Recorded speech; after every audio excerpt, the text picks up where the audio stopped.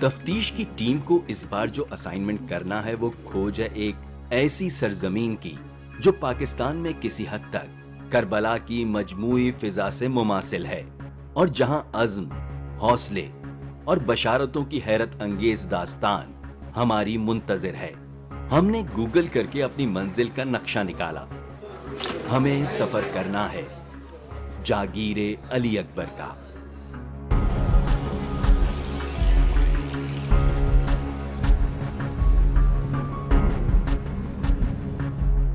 اور بازیافت کرنی ہے اس علاقے کی تاریخ، ثقافت اور روایات۔ جاگیر علی اکبر کی کربلا سے کیا نسبت ہے؟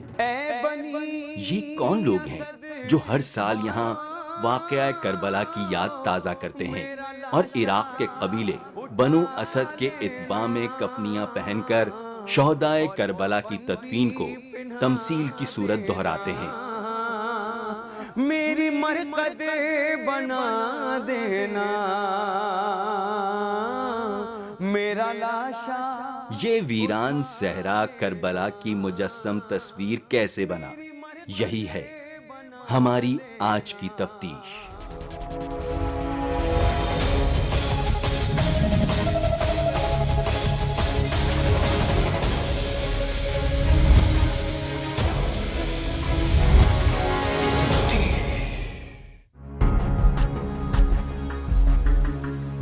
صوفیہ کی سرزمین سندھ خدا کے برگزیدہ بندوں کی رحمتوں اور برکتوں سے مالا مال ہے۔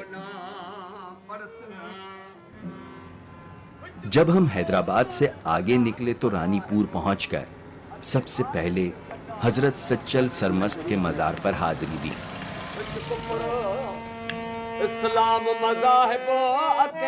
اور تصوف کی سب سے بڑی علامت یہاں سچل سائیں کا مزار ہے، جہاں ہمہ وقت زائرین کا ہجوم رہتا ہے۔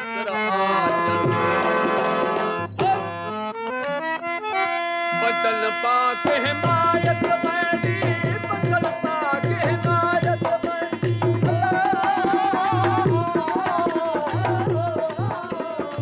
بدل پاک حمایت میری، بدل پاک حمایت میری، حسن حسین۔ صوفیانہ کلام گایا جاتا ہے، اور یہاں وہ بے خودی طاری ہو جاتی ہے کہ انسان خود کو خالق حقیقی کے قریب محسوس کرتا ہے۔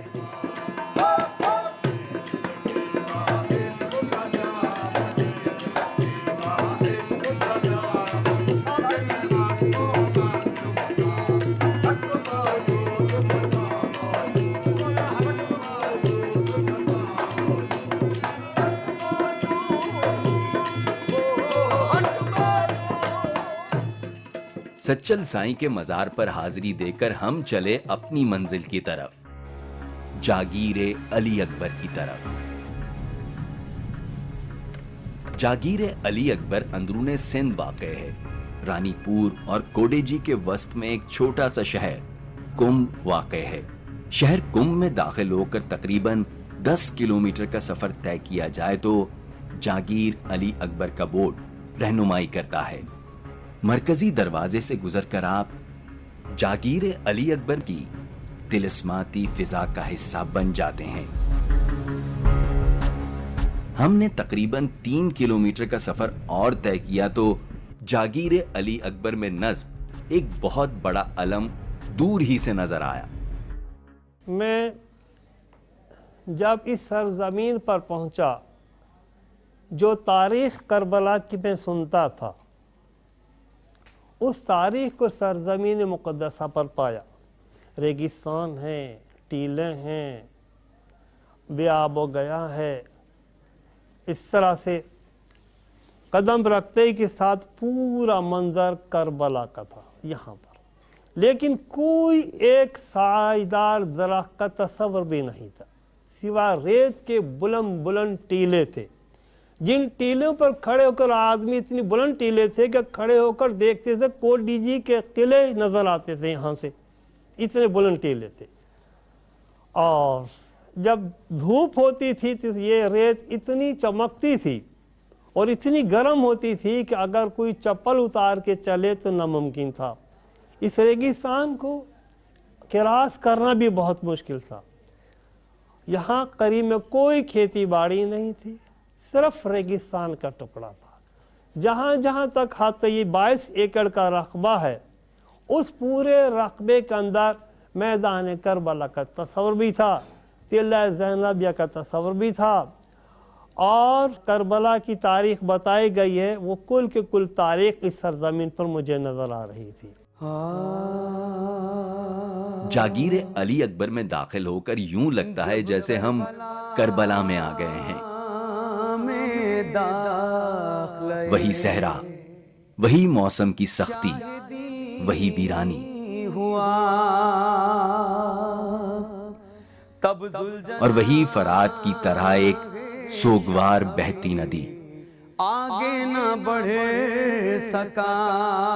کربلا کیا ہے؟ مارکہ حق و باطل, واقعہ کربلا تاریخ کا وہ عظیم ترین سانحہ ہے جس کی کوئی نظیر نہیں ملتی.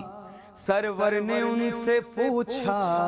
تاریخ بیان کرتی ہے کہ جب یزید سے مارکہ درپیش تھا اور امام عالی مقام حسین ابن علی اچھی طرح جانتے تھے کہ آگے کیا ہونے والا ہے, تو انہوں نے کربلا کے مقام پر تقریباً 4.5 مربع میل زمین بنو اسد سے خریدی تھی. یہ ایک بنجر و بے آب زمین تھی جس کا کوئی مصرف نظر نہ آتا تھا, مگر حضرت امام حسین نے وہ زمین ایک خاص مقصد کے لیے حاصل کر لی تھی. اور 10 دن کے بعد لاشیں پڑے ہوں. اور ساتھ ہی آپ نے بنو اسد کے لوگوں کو ایک وصیت بھی دی تھی.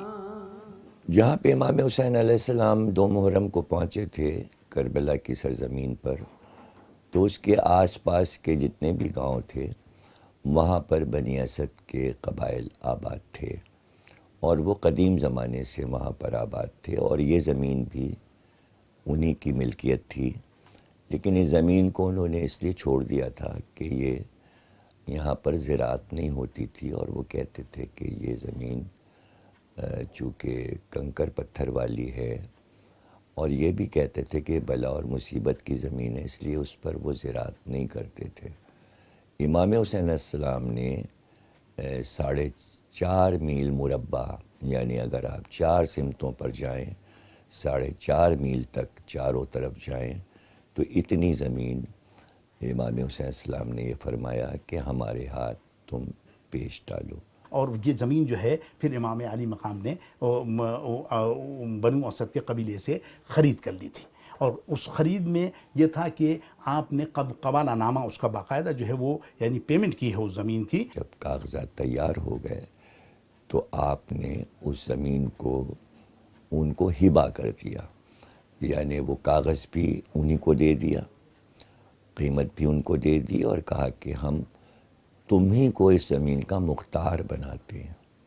زمین بھی تمہارے پاس رہے گی, کاغذ بھی تمہارے پاس رہے گا. یہاں پر 8 روز کے بعد کچھ لاشیں پڑی ہوں گی, اور تم آ کر انہیں دفن کر دینا, اور تمہارے ساتھ میرا بیٹا زین العابدین معجزے سے راہ کوفہ و شام سے آئے گا, اور وہ تمہارا ساتھ دے گا.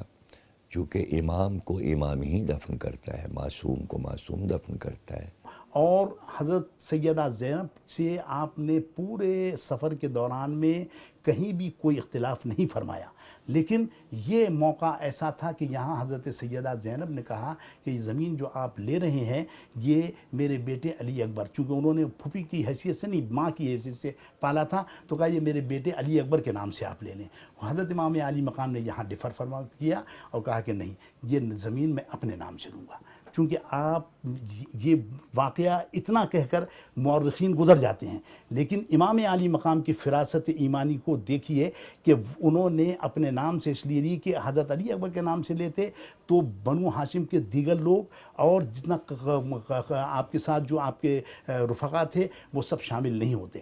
امام عالی مقام نے اپنے نام سے لے کر یہ زمین جو ہے اس بات کا اظہار فرمایا کہ آپ قافلے کے سالار تھے، اس لیے اپنے نام سے لے کر پورے جتنے بھی شہداء ہیں ان کو ایک تحفظ فراہم کیا۔ آگے دیکھیے بریک کے بعد۔ اے بنی اسد والو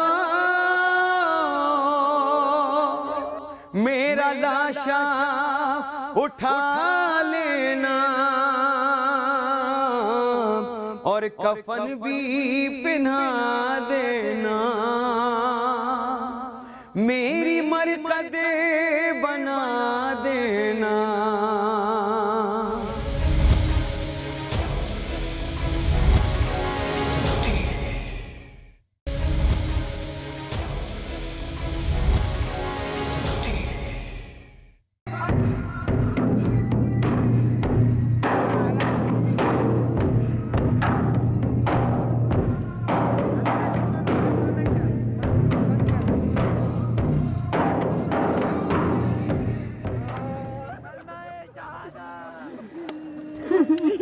پندرہ صدیاں بیت گئی ہیں۔ حضرت امام حسین اور ان کے ثابت قدم اہل خانہ اور جان نثار ساتھیوں کی تدفین کی سعادت حاصل کرنے والا بنو اسد کا قبیلہ ہر سال محرم میں چہلم کے موقع پر اسی انداز میں وہاں آتا ہے اور شہداء کربلا کی یاد تازہ کرتا ہے۔ آج بھی جو صورتحال ہے وہ یہ ہے کہ چہلم کے موقع پر یہ ایک بنی اسد کے قبیلے کا جلوس وہاں آتا ہے، سوائے بنی اسد کے قبیلے کے کسی کو اس بات کی اجازت نہیں ہوتی کہ سب سے پہلے جو امام علی مقام کے روضہ اقدس پر وہ آئے۔ اور وہ کفنیاں پہنے ہوتے ہیں اور ہاتھ میں کدالیں اور پھاوڑے لیے ہوتے ہیں اور پانی کے گھڑے برتن ہوتے ہیں، سرائیوں میں پانی بھرا ہوتا ہے، وہ سر پہ رکھے ہوئے ہوتے ہیں اور وہ دوڑتے ہوئے آتے ہیں۔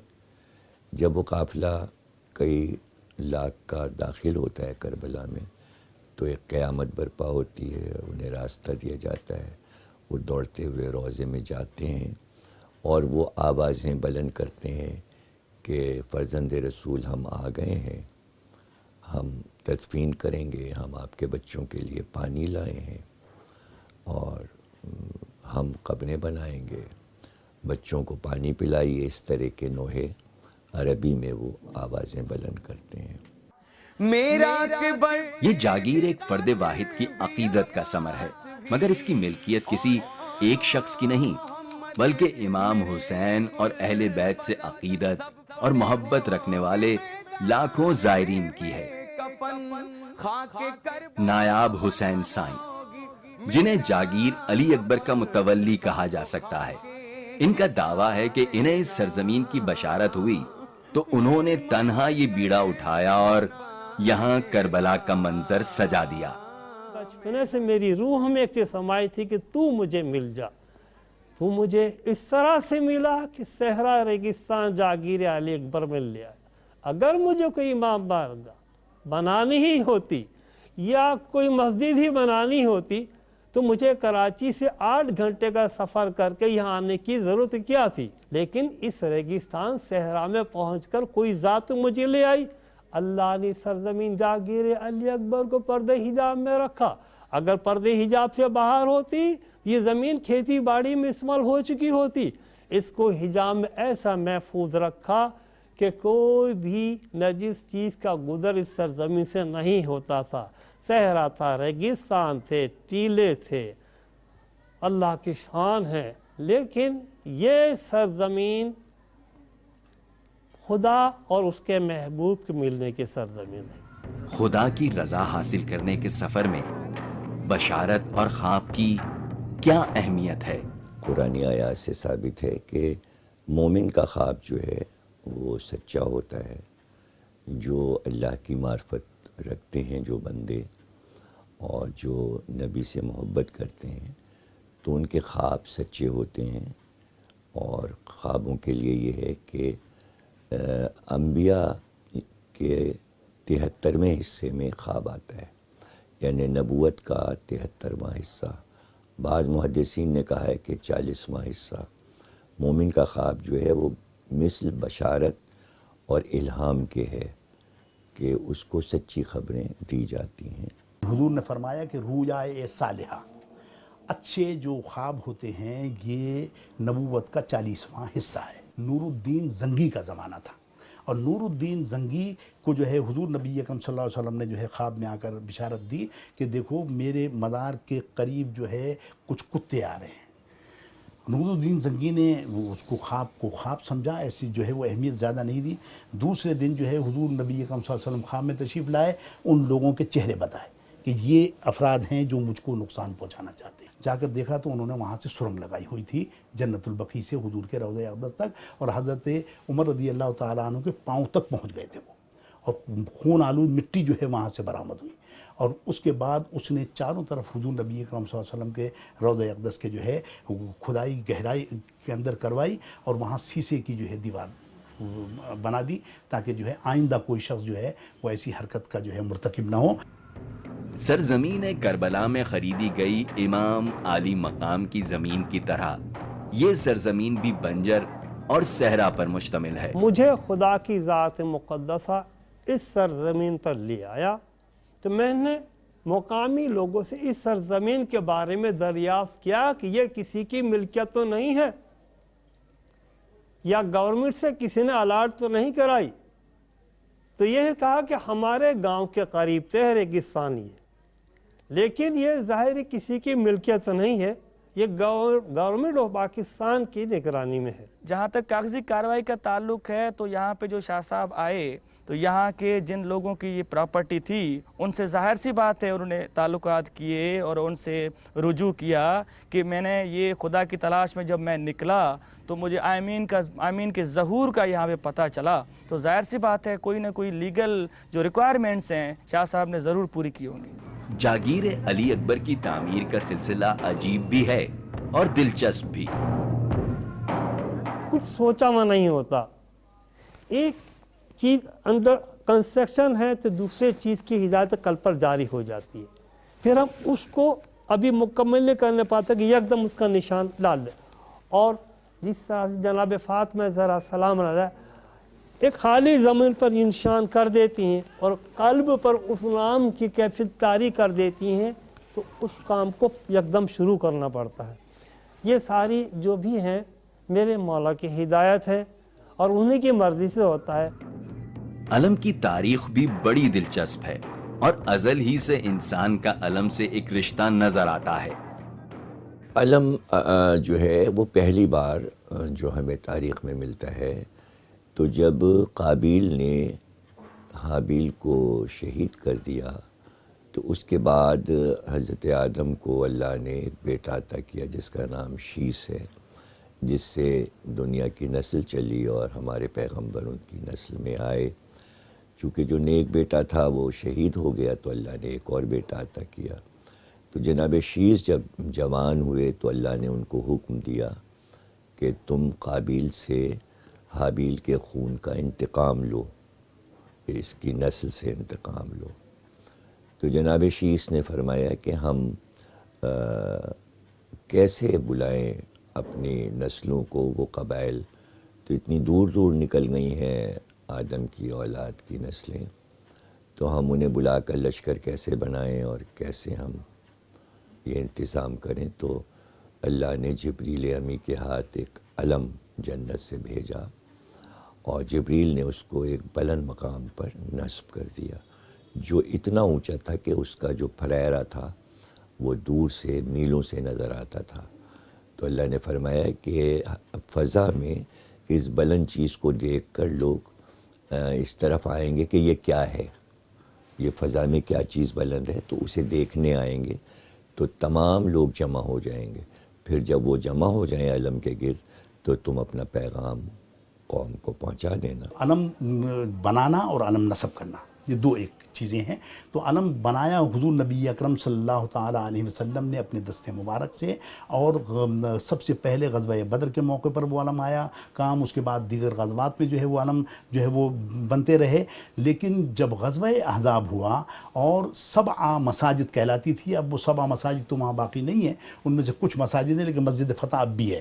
تو مسجد فتح میں حضور نبی اکرم صلی اللہ تعالیٰ علیہ وسلم نے اللہ تعالیٰ سے جو ہے وہ دعا فرمائی کہ ان مشرکین مشرکین پر جو ہے وہ ہمیں فتح و نصرت عطا فرما. اللہ تعالیٰ نے ان پر ہوا کا جو ہے وہ عذاب نازل فرمایا, سردی کا شدید جو ہے وہ حملہ ہوا ان پر, اور وہ میدان چھوڑ کر بھاگنے پر مجبور ہو گئے. تو حضور نبی اکرم صلی اللہ تعالیٰ علیہ وسلم نے جہاں فتح و نصرت کی دعا مانگی تھی, مسجد فتح کا جو اب مسجد فتح اسی لیے کہتے ہیں اس کو, اس مقام پر بیٹھ کر آپ نے دعا مانگی تھی, اب وہاں مسجد بنا دی گئی ہے. تو ادھر جو ہے وہ علم کو نصب فرمایا جو آپ کی فتح کا نشان تھا.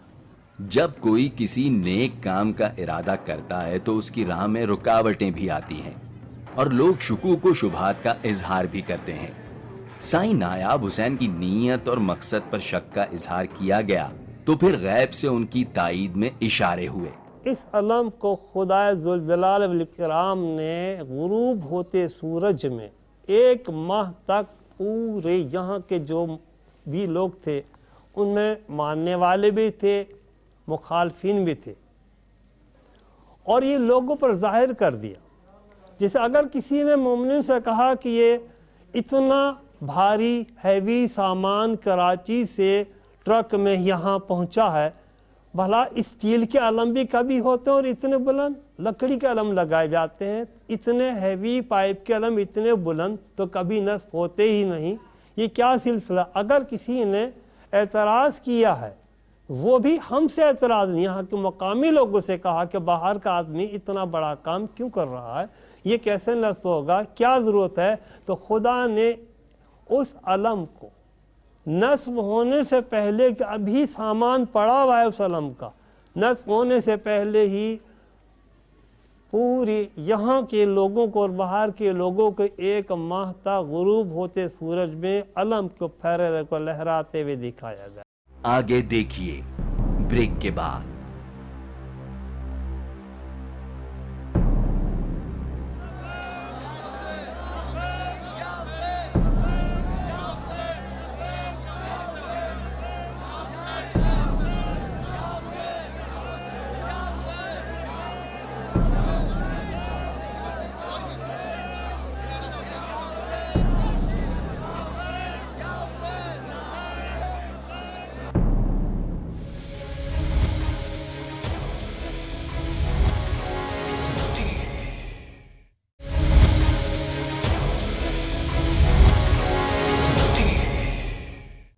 آج 12 محرم الحرام ہے اور یہ رضاکار مسجد عسکری میں قافلہ بنو اسد کے جلوس کی تیاری کر رہے ہیں.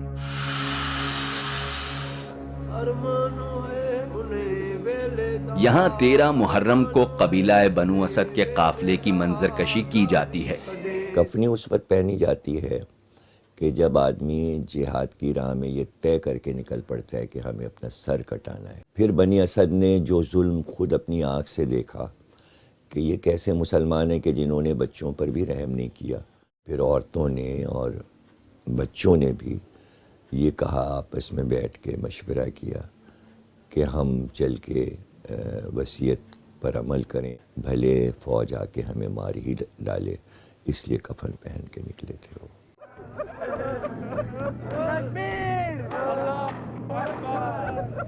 جاگیر علی اکبر میں قافلہ بنو اسد کی پیروی میں کفن پوش جلوس کا سلسلہ 1998 سے شروع ہوا.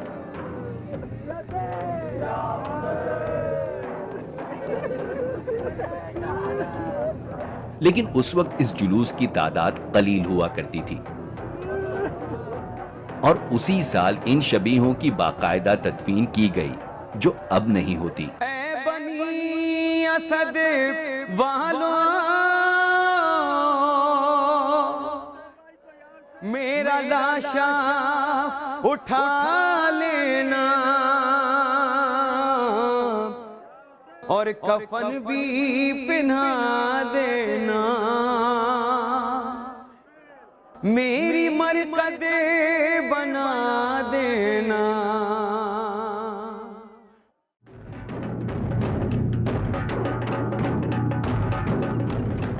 اس جلوس کی ابتدا اس علم سے ہوتی ہے جسے مقام ادب کہا جاتا ہے.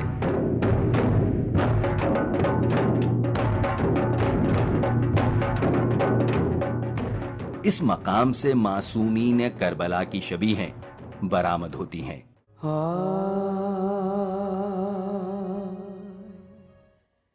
جب کربلا میں داخلے شاہدی ہوا، تب ذوالجناح شاہ بھی آگے نہ بڑھ سکا، تو ناگہاں بنی اسد کا قبیلہ بھی آ گیا۔ سرور نے ان سے پوچھا یہ ہے کون سی جگہ؟ اور بولے بنی اسد کے ہے نام اس کا کربلا۔ تو مولا نے ان سے روکے وصیت میں یہ کہا،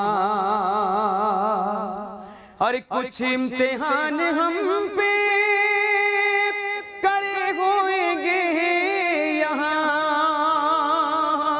اور 10 دن کے بعد لاشیں پڑے ہوئیں گے یہاں۔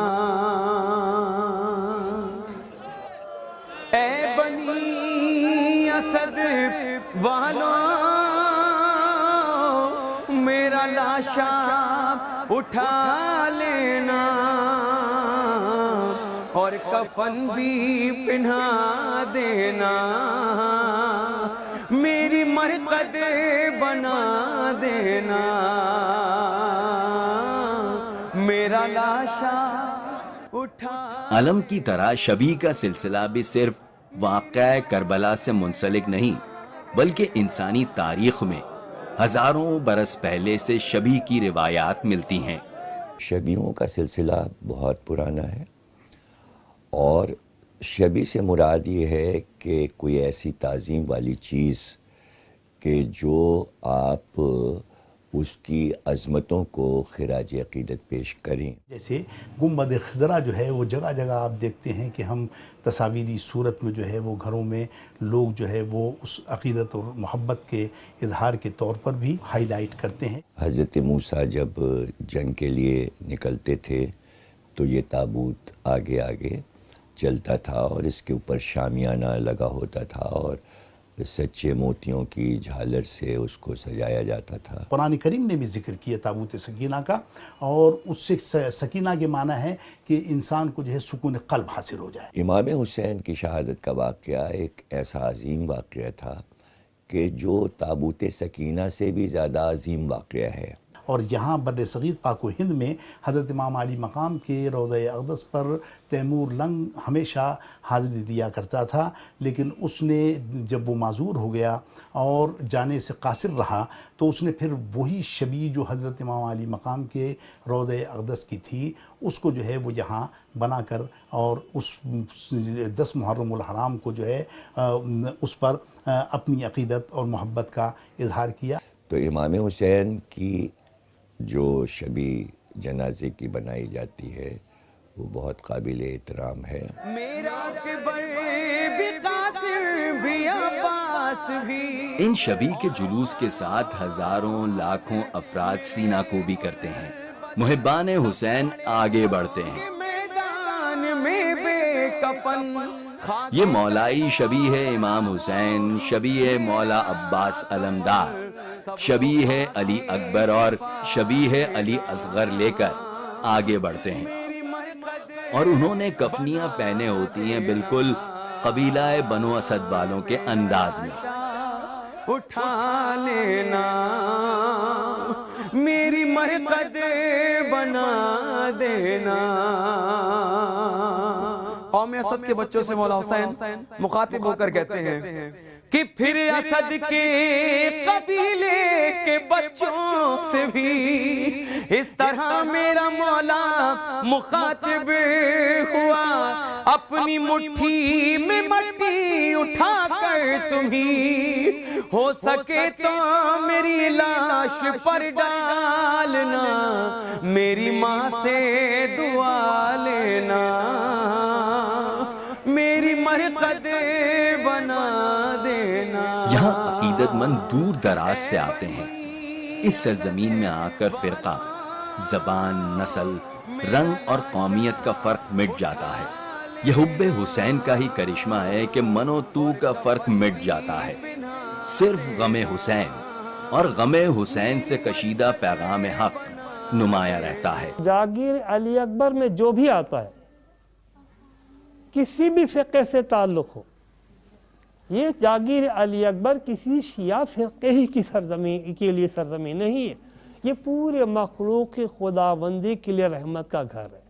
इस सरजमीन की ख़ास बात यह है कि कदम रखते ही के साथ कल्ब की धड़कन में खुदा की ज़ात मुक़द्दसा इस सरजमीन के तारुफ करा देता है। मैं कहाँ जाऊँगा बेकसों पे वतन, सब कहेंगे मुझे शाह तशना दहन, रन में तीरों का होगा मेरा पैरहन, खाके करबो बला होगी मेरा कफन, सबको खाके। यहाँ आने वाले लोगों का अकीदा है कि जिनके हवा से खमसा मासूमीन करबला की मोहब्बत से सरशार रहते हैं, इस सरजमीन पर मौला का उन्हें बुलावा अस खुद आता है, जो कफनियां पहने सुन्नत बनु असद ताज़ा करते हैं, शहीदान करबला की शबीहें उठाते हैं और ज़रीहों और अलम के अतराफ घूमते हैं। आएगी शामे अलम, माल लुट जाएगा, ख़ैमे जल जाएंगे, और बच्चे छोटे हैं मेरे सहम जाएंगे, जलते खैमों से डर कर निकल जाएंगे, उनको जाए अमा देना। हुसैन और आले हुसैन के परवाने अब मुबारक ज़रीहों या मज़ारात मुक़द्दस की तरफ रवां दवां हैं, जो यहाँ की जन्नत बकी में है। मेरा लाशा उठा लेना, मेरा किबर भी कासिम भी अब्बास भी, और ओनो मोहम्मद मेरे गुल बदन, सब पड़े होंगे मैदान में बेकफन, खाके करबो बला होगी मेरा कफन, सबको खाके शिफा देना, मेरी मरकद बना देना, कि जब भी ज़ाइर ज़ियारत को आए मेरी। जागीर अली अकबर की जन्नतुल बकी में दाखिल होते ही सबसे पहले नजर बीबी फातिमा की ज़रिए मुबारक पर पड़ती है। उसको खाना खिलाना यहाँ, उसके साथ ही 4 इमामों, इमाम हसन, इमाम सज्जाद, इमाम मोहम्मद बाक़िर और इमाम जाफर सादिक की ज़री हैं। आप अपनी आंखों को मुनव्वर और दिल को सुरूर में भरते हुए आगे बढ़ेंगे तो इराकी ज़रीहों का गोशा है, जहां इमाम आली मकाम की ज़री है मुबारक है। साथ ही हजरत अब्बास, हजरत शहजादा अली अकबर और हजरत शहजादा अली असगर की ज़रिए मुबारक की ज़ियारत होती है। और इसी तरह बीबी ज़ैनब, उम्मे कुलसूम, औन मोहम्मद और दूसरी मुतबर्रक और मुक़द्दस हस्तियों की ज़री मुरज्जाए खलाइक हैं। ज़री किसी बुजुर्ग हस्ती के रोज़े का अक्सी नहीं होती, बल्कि अकीदत व मोहब्बत का इजहार भी होती हैं। ज़री कहते हैं जन्नत के हुजरे को, यानी जहाँ जो लोग जन्नत में जाएंगे तो जो अपने मकानों में रहेंगे उन मकानों को ज़री कहते हैं। आप जो है वो तसव्वुर में लाते हैं उस शख्सियत को जिनसे वो मंसूब है। चूँकि हसन और हुसैन को रसूलुल्लाह ने जन्नत के जवानों का सरदार कहा है, सैयद शबाब अहल जन्ना अल हसन वल हुसैन, तो उनको ज़्यादा हक़ पहुँचता है कि उनकी कब्र को ज़री यानी जन्नत का मकाम कहा जाए। जागीर अली अकबर में किसी भी नाखुशगवार वाक़े से बचने और ज़ायरीन के तहफ़्फ़ुज़ के लिए इंतज़ामिया की तरफ से भी खुसूसी एहतमाम होता है। एज एन असिस्टेंट कमिश्नर इस तालके का ये मेरी ज़िम्मेदारी है कि यहाँ पे म्यूनसिपल इंतज़ामिया के जितने भी काम हैं, सफाई सुथराई के, लाइटिंग के हवाले से, वो भरपूर तरीके से सरअंजाम दिए जाएँ। नंबर 1। नंबर 2 यहाँ पे सेक्टेरियन हारमनी रहे, जितने भी डिफरेंट सेक्ट्स हैं उनके बीच में एक मजहबी हमांगी का सिलसिला रहे। और नंबर 3 लॉ एंड ऑर्डर की सूरत हाल, सिक्योरिटी के भरपूर इंतजाम किए गए हैं। मोर देन 300 रेंजर्स के जवान हमने डिप्लॉय किए हैं और मोर देन 100 पुलिस सिक्योरिटी एहलकार भी हमने यहाँ पे डिप्लॉय किए हैं। हमें बताया गया कि सिर्फ सिंध में ही करबलाए मोहल्ला नहीं है, बल्कि दुनिया के दूसरे ममालिक और खास तौर पर हिंदुस्तान में भी करबलाए मोहल्ला मिलती हैं।